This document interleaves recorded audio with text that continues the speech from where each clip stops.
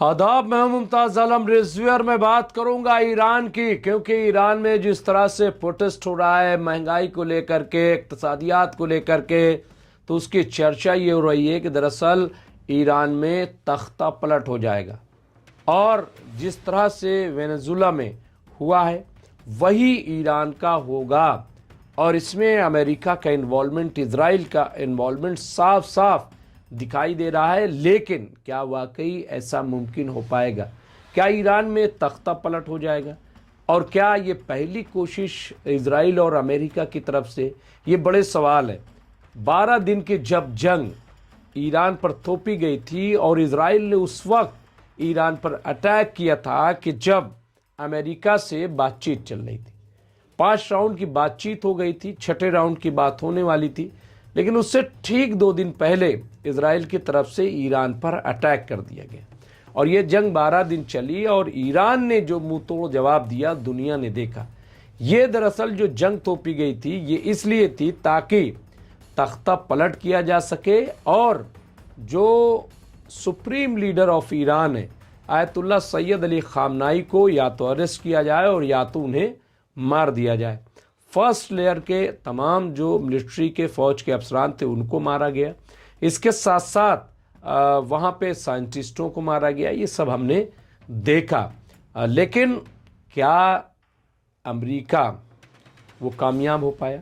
रज़ा Shah Pahlavi का बेटा जो इस ताक में है कि ईरान पर दोबारा कब्जा करें, क्या वो कामयाब हो पाएगा?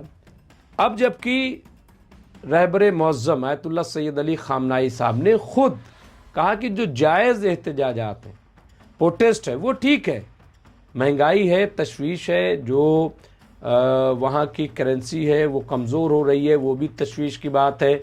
और इसको हुकूमत भी मान रही है कि ऐसा है क्योंकि पाबंदियाँ आयद हैं, बहुत सारे मसाइल हैं।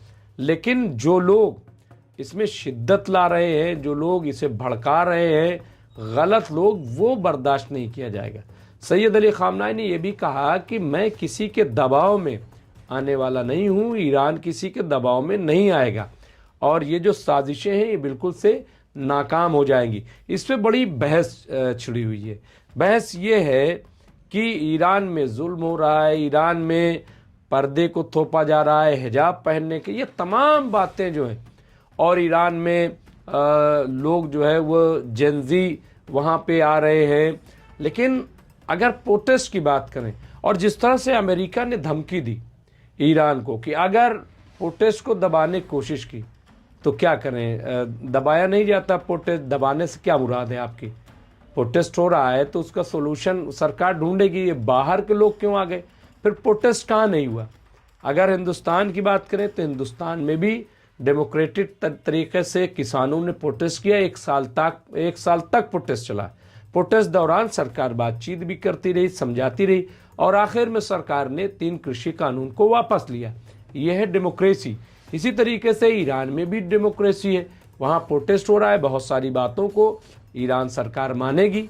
जहाँ तक आप पर्दे की बात कर रहे हैं तो मैंने एक डिबेट में ये बात कही कि पर्दा अब अगर आप 79 का जो इनकलाब इस्लामी ईरान था उस पे जब आप नज़र डालेंगे तो आपको अंदाज़ा होगा कि पूरा इनकलाब ही जो है वो मजहबी नुक्ते नज़र से था और वो उरियानियत के ख़िलाफ़, बरहनगी के ख़िलाफ़ और शराब नोशी के ख़िलाफ़, जो वेस्टर्न कल्चर था उसके ख़िलाफ़ ही था।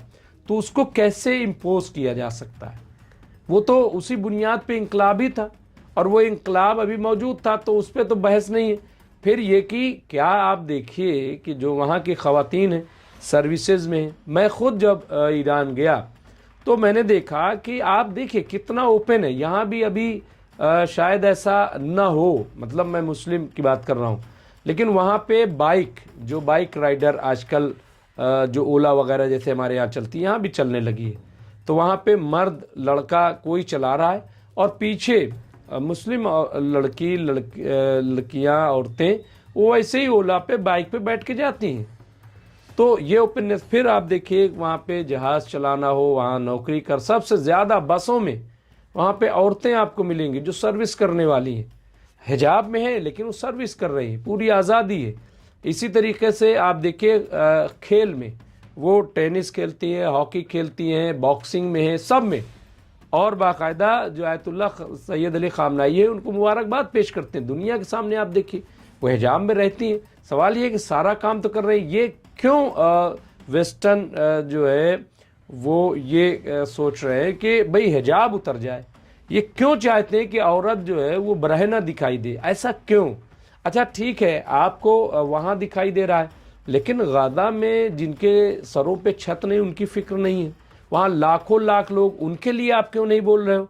उस पर आप इजराइल आज भी वहाँ पे अटैक कर रहा है, उस पर क्यों नहीं बोल रहे हो? बोलना चाहिए। फिर प्रोटेस्ट तो इजराइल में भी बहुत हुए, आज भी हो रहे हैं।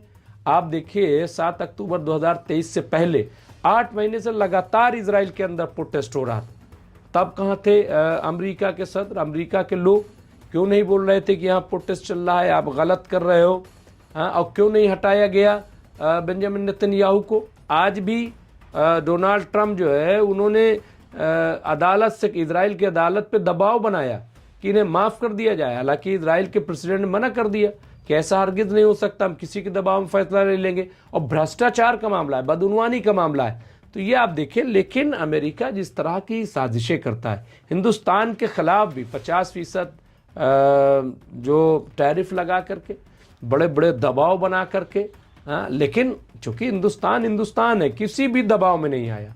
हिंदुस्तान ने उसी तरीके से खारजा पॉलिसी पर अमल करते हुए ईरान से भी ताल्लुक़ रखे, उसी तरीके से रूस से भी अपने ताल्लुकात बढ़ाए, और जो भी कह लीजिए, लेकिन चीन से भी ताल्लुक़। तो ये तमाम चीज़ें हैं जो बहुत मैं समझता हूँ कि इम्पॉर्टेंट है, इसको देखना पड़ेगा। और ये चीज़ इसको कम से कम दुनिया के सामने तो ये अच्छा, फिर आप देखिए खारजा पॉलिसी ईरान की बहुत मजबूत हुई। खारजा पॉलिसी इस हद तक मजबूत है कि आज सऊदी अरब से दोस्ती है, यूएई से दोस्ती है, कतर से दोस्ती है, यानी अरबों से। पहले ऐसा नहीं था। जो एक डर निकल गया ईरान के ताल्लुक से, जो डर था कि साहब ईरान के लोग जो है वो अरबों को मार देंगे या अरबों पे हमला करेंगे, खाना काबा पे कब्जा कर लेंगे, इस तरह की बातें आज वो निकल गई। आज सबको पता चल गया कि असल दुश्मन ईरान नहीं बल्कि इजराइल है। ऐसी बातें चल रही, न्यू वर्ल्ड ऑर्डर की बात हो रही, ये तमाम ऐसी चीज़ें। फिर जिस तरह से मिसाइल बनाई है, बैलिस्टिक मिसाइल, उससे जो खौफ है इजराइल में, इससे पहले कभी नहीं देखा गया। तमाम जो इनके आयरन डोम हो, एरो 3 हो, थॉट्स हो, तमाम वो सब अब फेल बताए जा रहे हैं कि इतना बड़ा।